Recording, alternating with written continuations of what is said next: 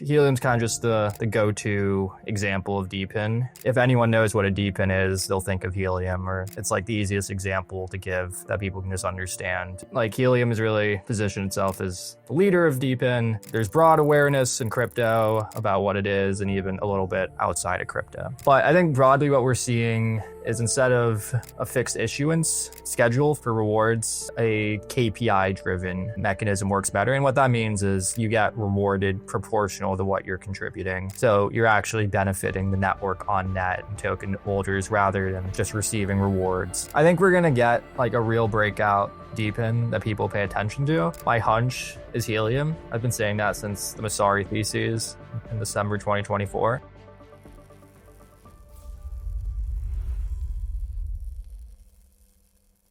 All right, we're back with episode 2 of the High Signal podcast, and joined today by Dylan Bane, enterprise research analyst at Messari. For those who are listening to this podcast, they probably already know you, Dylan. Basically, your writing's all over the place, but excited to chat with you about deep dive into DePIN and Helium. Obviously, we talked to a buy last episode, and I think this will be a good, more technical episode to go into some of the current trends. So great to have you. Yeah, thanks for having me on. So I wanted to start with early DePIN days and sort of like get into what excites you about Helium. So I'm curious, like, give me your perspective of the DePIN landscape, pre-2023, and sort of like how projects like Helium first gained traction, and then, sort of what you think you've seen change more recently. Yeah, so pre-2023, I think the space was much smaller. I'm not even sure if people were using the term DePIN yet. TIPIN. It was TIPIN or something like that. Yeah, there's TPIN. There's like proof of tokenized POW, tokenized proof of work. Just Web3 protocols. I think we had like some early DePIN like research. So we're just like kind of lumped in with other crypto protocols that are just generating revenue. So pre-2023, there weren't a ton of DePINs. I think, there were file storage protocols that have existed for, I think, over a decade now, like Filecoin. Helium could be characterized as a DePIN through their IoT network. There are some networks like LivePeer. I think maybe like you could argue compute with Akash, more on the CPU front back then. This is pre-AI narrative for the most part. So it was a small space. It wasn't really a coherent narrative, I would say. People were much more focused on layer ones, on DeFi, on, maybe not NFTs yet, but it was definitely not the center of attention. Crypto wasn't really generating revenues. DePINs were kind of just these individual protocols that would, coordinate infrastructure. Some people were looking into it, but most of them were not very high profile. Yeah, I'd say like that was the general sense of DePIN in 2023. And if you want me to answer what's happened since then, I'd be happy to. Yeah, we could dig into that a little bit later. It's actually really good timing. We're talking now because you guys at Messari just released a report about sort of like the state of Helium in the prior quarter just now. So be curious, like your perspective on what you see with Helium in terms of traction on the demand and the supply side and general perception over there at Messari. Yeah, so I think 2025 seen very significant growth for Helium. It started the year a bit slow. 2024 is also a pretty solid year with, the real launch of Helium Mobile, the $20 a month plan, the carrier offload program launching. So I think we're seeing hundreds of thousands of daily active users by the end of the year in 2024. I believe 100K plus Helium Mobile subscribers for the MVNO. You've got the numbers memorized better than I do. Yeah, I guess so.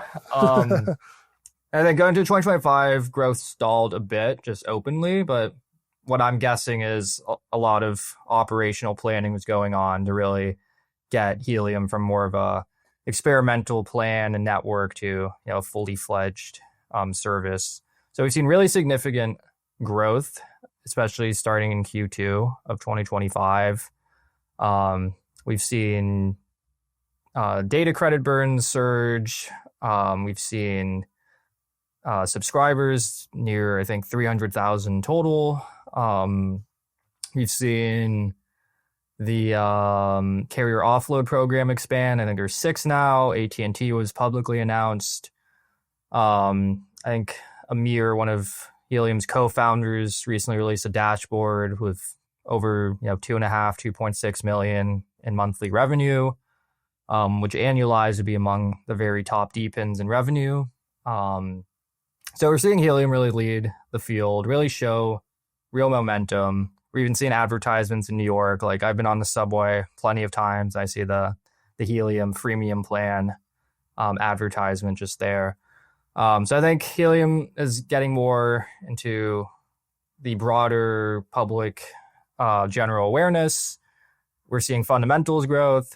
If growth continues, I think Helium is bound to be a very large protocol, and we're very excited about what we're seeing so far. Yeah, and it's really interesting when they shifted Nova Lab shifted the Helium Mobile cell phone plan from sort of rewarding folks with crypto in exchange for the anonymized mapping to giving cloud points. It seems like that's caught on with people that aren't us and probably don't fixate as much on earning tokens. And are curious, last thing, like mostly Helium specific is, it's like one of the things we've noticed is like Helium's been around for a while. So everybody has like a different opinion of Helium at a different moment in time. When you sort of like talk to other people, like outside of Messari or the folks that like you're writing these reports to, like curious, like what their perception generally is, or if they're like really up to date with what's been happening, or sort of like you're always educating. Yeah, I think the DePIN space is a bit of a niche within crypto. It's still relatively small. My conversations with people that are like within crypto, not necessarily really following DePIN, is mostly like, oh, like I saw the Helium Mobile plan. I've had a few people be like, I heard about the plan, or even just like on one of your podcasts, and I decided to subscribe and get my kids on the plan and get my family. So I think people are seeing like it's a real service. I'm not sure if people are like paying attention necessarily to the tokenomics or to the underlying business or fundamentals, but they're seeing it as like a real, mobile plan. It's crypto related. It's kind of fun. Outside of crypto, I've spoken with a few people who've seen the ads in like New York, for example, or have just heard of it by word of mouth, which I think is pretty interesting. And I think Helium's kind of just the go-to example of DePIN. Like if anyone knows what a DePIN is, they'll think of Helium, or it's like the easiest example to give that people can just understand. So yeah, I think like Helium has really positioned itself as the leader of DePIN. And I think, there's broad awareness in crypto about what it is, and even a little bit outside of crypto. I'm excited. We got to continue telling that story, both on the carrier side and for Nova Labs, and then for us on the infrastructure side. So I want to shift gears a little bit and touch on a piece you wrote back in March. I think you called it was a part 2 of your tokenomics series, which was about DePINs finding the right balance for token rewards. And I think it's super timely. Even for a project like us, like we have a halving coming up, and it's, it's funny. You always used to hear about the halving with Bitcoin and sort of like conceptually understand what it means. But in DePIN with like real world mining, you actually really sort of get a sense of it. But yeah, it seems like the cost of supply and scalability frameworks for DePINs are sort of changing a lot over time. So I'm curious, like in broad strokes, like what does DePIN 2.0 look like to you, sort of like in 2026 and beyond? And like, are there any best practices that you're seeing from protocols, upon TGE or at any point doing things that are sort of like more cost efficient with their supply? So I think DePIN tokenomics are pretty complex. I think crypto incentives are a great way to launch a network, to get people to actually be motivated to, deploy infrastructure, to spread it by word of mouth or on social media. I think things have been very experimental so far, just because no one's tried this before. So it hasn't really been until the last year or so where we've been able to gather data and see what's kind of worked, or what have people been doing, what's really gone wrong. And we've finally been able to do that in the last 6 months or so. I don't think there's any real answer to how to do DePIN tokenomics. I think there's some very common pitfalls. One is just not properly timing reward distribution. So a lot of DePIN started out just having a fixed token reward schedule. So Helium, for example. Us over here. Yeah, exactly. And what that would basically means is you get a set amount of tokens are distributed to the infrastructure providers. Just it could be based on how much they contribute to the network. It could just be based on other factors. But the issue is if you don't generate enough demand from the infrastructure that's contributed to the network for the underlying resources created, then the rewards aren't really all that sustainable. So a lot of networks gave out a bunch of tokens, a bunch of people deployed infrastructure, like network looked cool and great up front, but there was no one actually buying what was being created.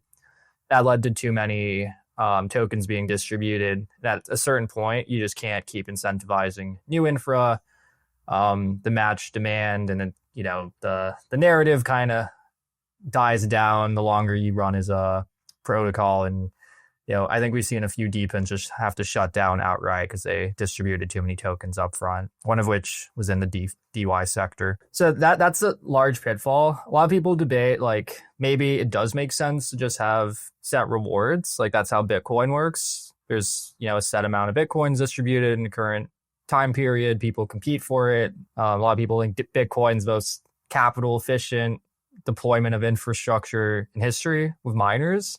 So maybe you can deploy a similar model for any DePIN and just incentivize competition.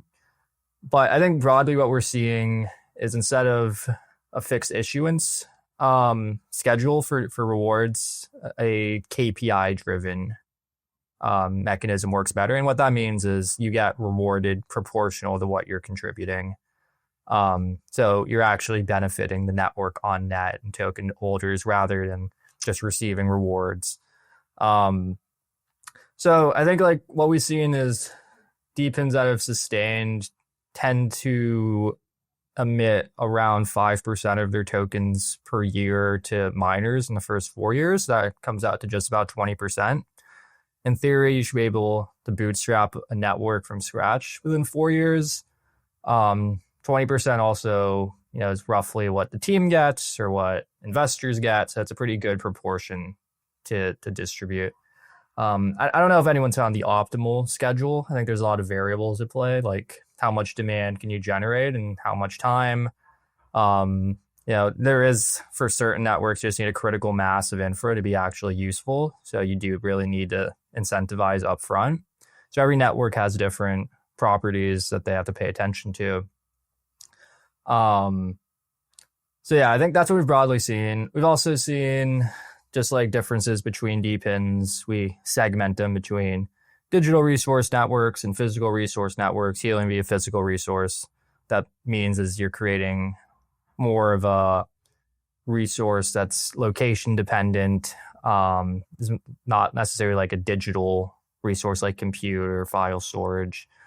I think we've seen digital resource networks tend to attract higher valuation, so they can emit more tokens as rewards. Physical resource networks have gotten more of a discount relative to them.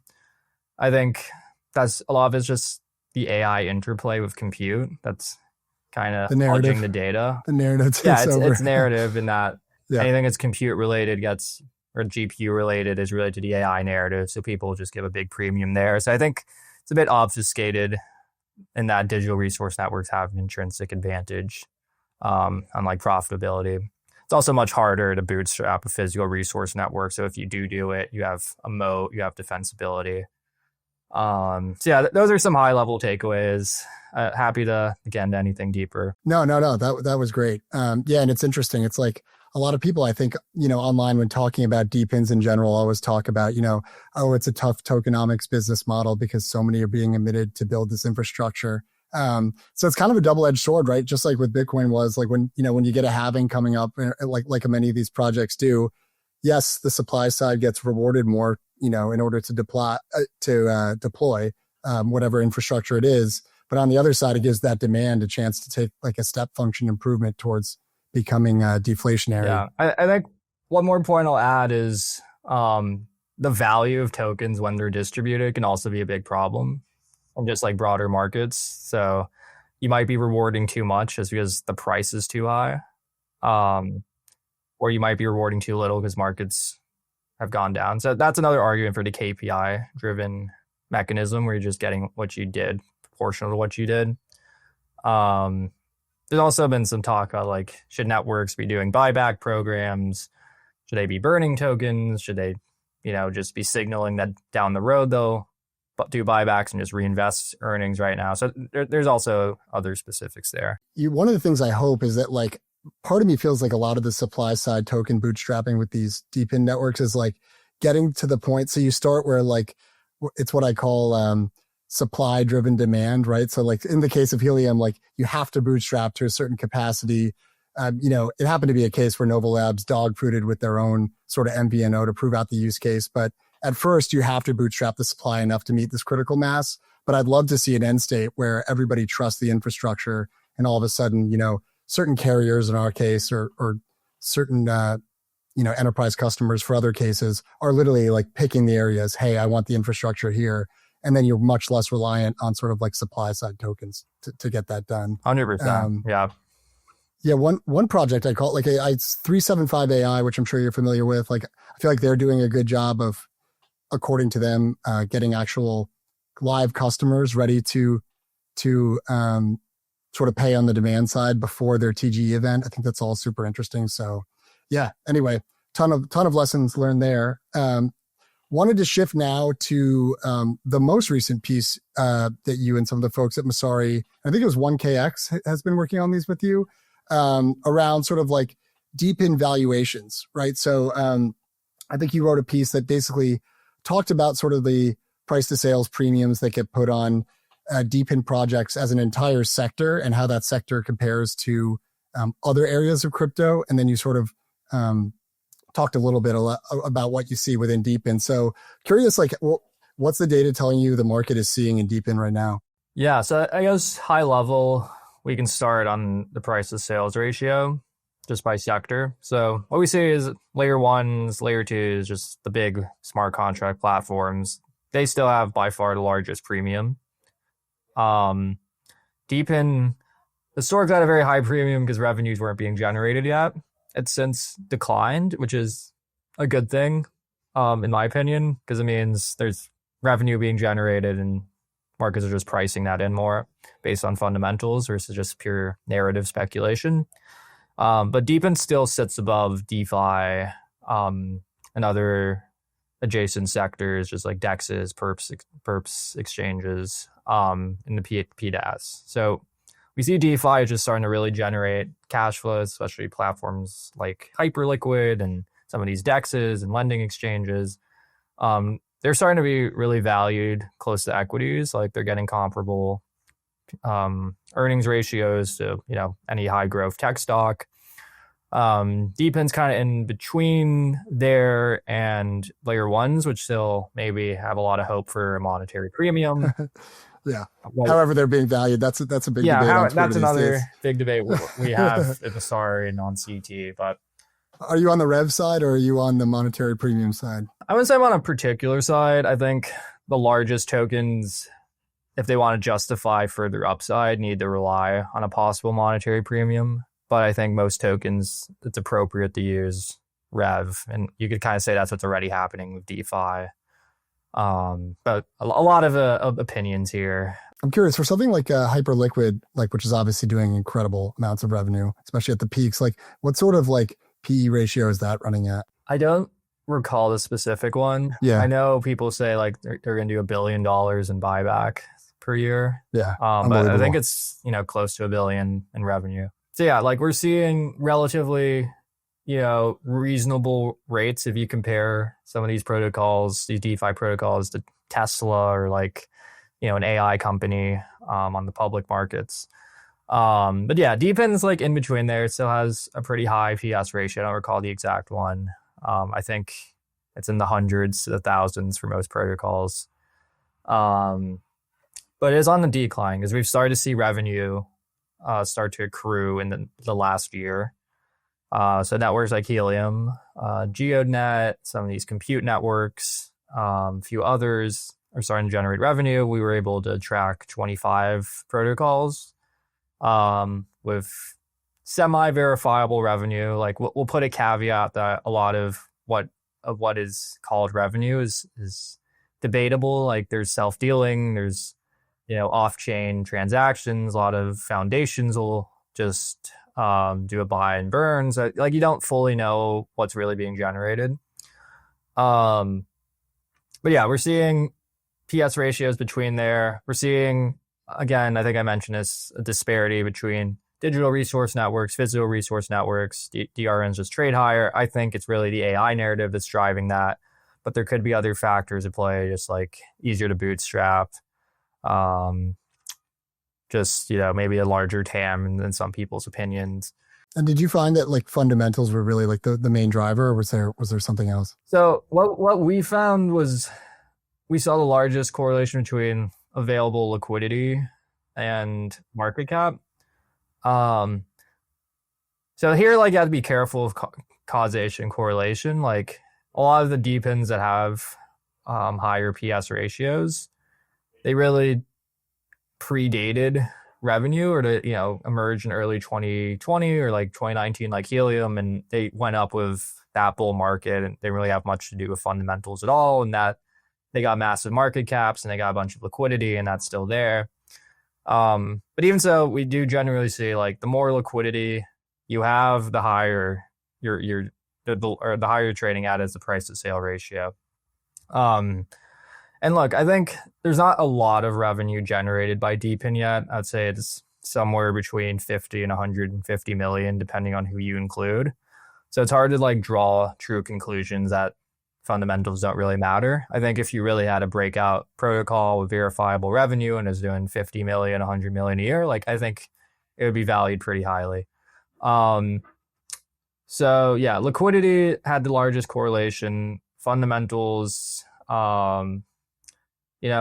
like a digital resource network, a compute network that's generating equal revenue to a physical resource network will tend to trade higher as well. So there's like a narrative premium.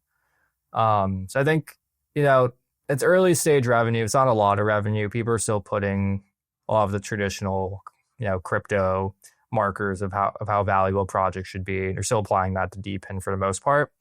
But we're seeing revenue start to come into play, and I think that's only going to accelerate over the coming years. Yeah, totally. And I can't wait. It's going to be exciting when a bunch of I think a bunch of projects are doing a solid job, sort of like starting that curve up with revenue. Like I think, I haven't checked recently, but I think GeoNet's been doing a phenomenal job. And I see, HiveMapper getting a bunch of customers. It's going to be really exciting for our space when projects start to enter that like $25 to $50 million range, because I think then it's going to catch sort of more of the market's attention. And I think, I don't know if, I don't want to put words in his mouth. I think this was like Sal from EV3 or something said, like then people will realize the quality of that revenue, specifically on like the physical DePIN side, a bunch of the moats that are built around it. So hopefully that'll be an exciting moment for this part of the space. And one thing you had, I wanted to also touch on is you had mentioned like, hey, there's some of these DePINs have on-chain revenue, some have self-dealing, some have off-chain revenue.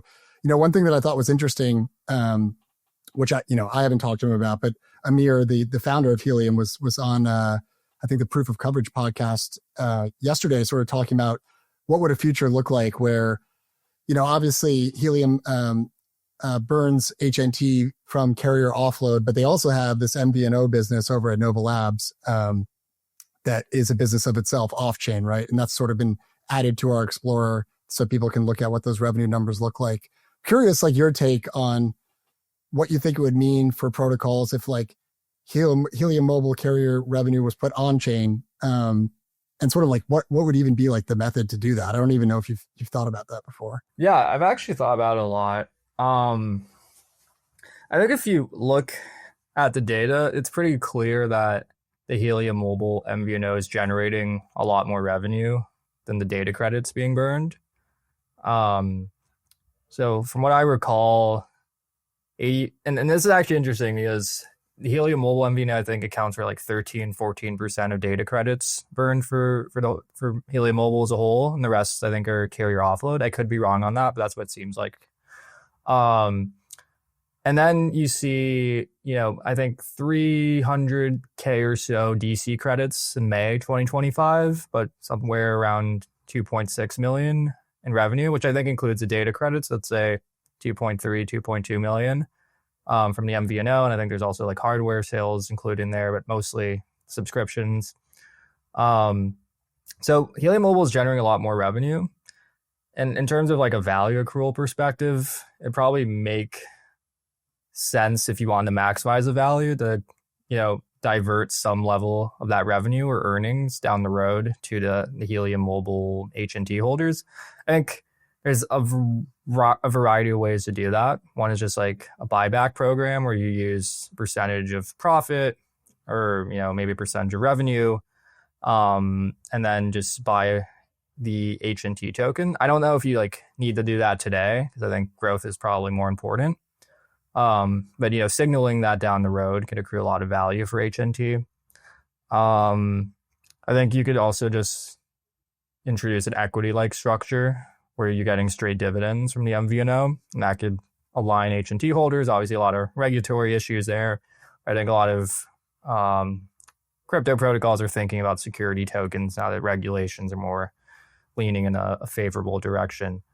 And then I think the thing with the data credits itself is you need massive scale to really get a ton of revenue. Like I think the average Helium daily user only uses like 200-300 megabytes.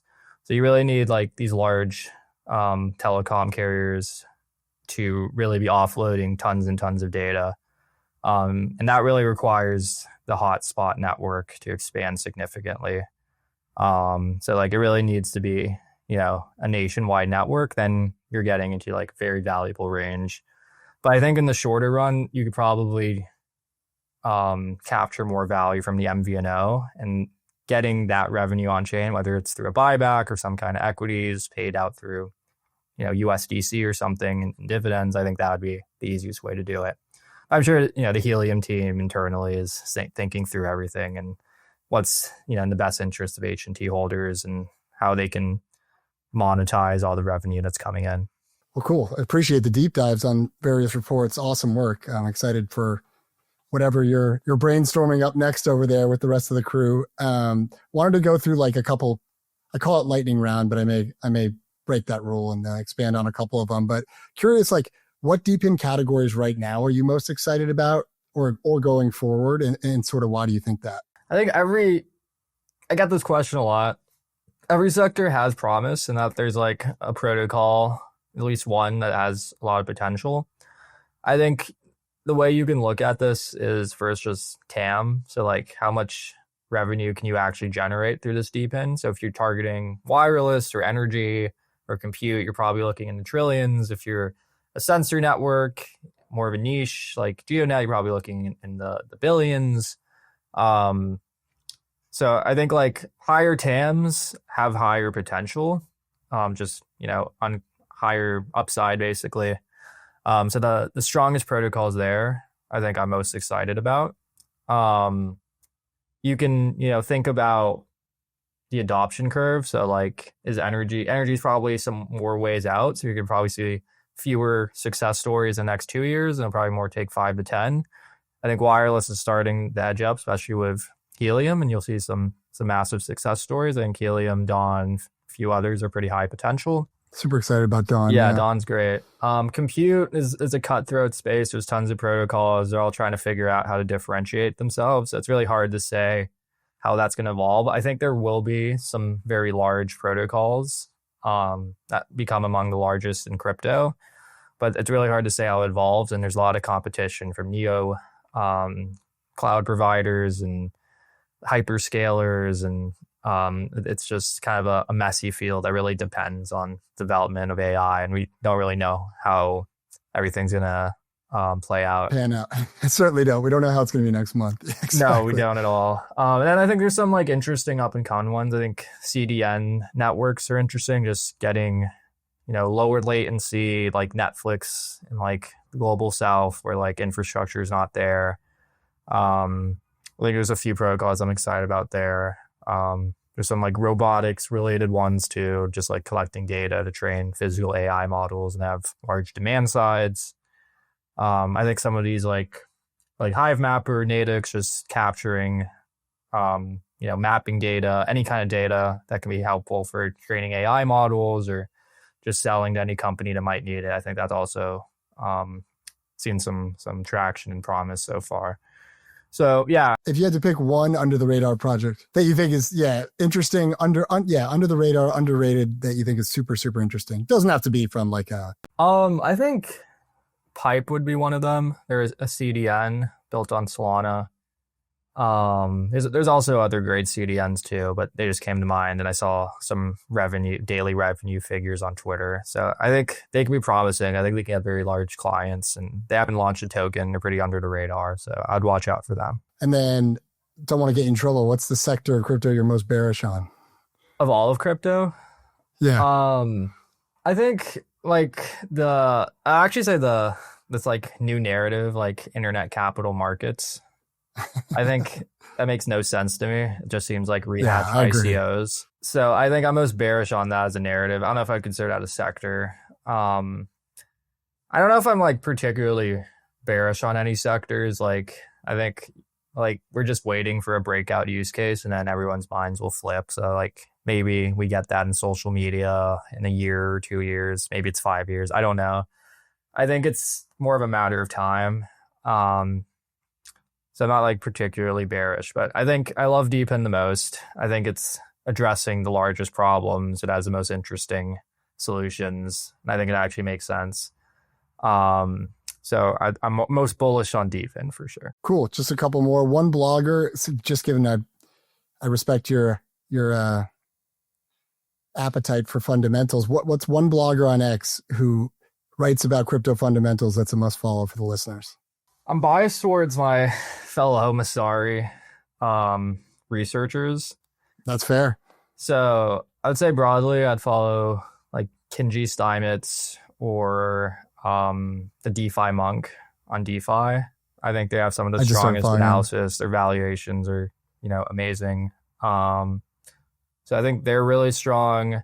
Then DePIN, I think the EV3 team is done really great work. If you really dig into their DY pieces from 2022, 2023, like they've done the most thinking on the space.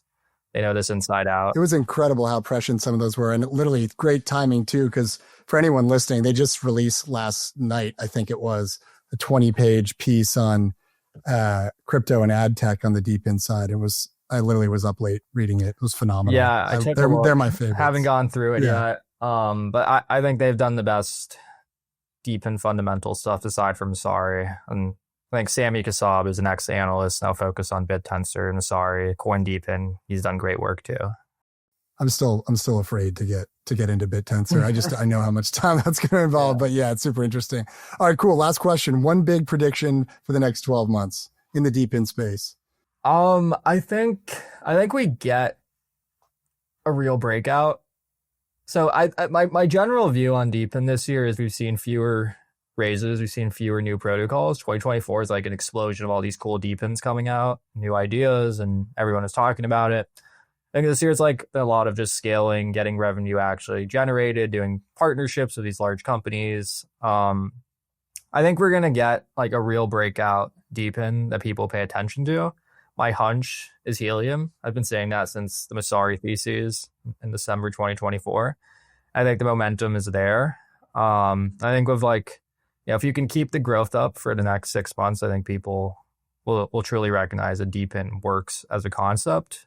And that won't really be negotiable anymore. And I think that would be amazing for the space. So I think we get a real breakout in terms of like large revenues, just like real traction, like the industry recognizing DePIN as a workable model. Awesome. I'm happy you feel that way, but for the record, audience, I did not egg him on to say that beforehand. So this is no strings attached. Cool. Well, Dylan, I really, really appreciate the time. So let us know, like, where can folks find you on X or wherever to learn more? Yeah, Dylan G. Bane on X, and then Messari.io on my research page for the deep dives. I really enjoyed talking to you, and I will hopefully see you at recording will probably come out after this, but hopefully see you at Permissionless. Okay. Yeah. Hope to see you too.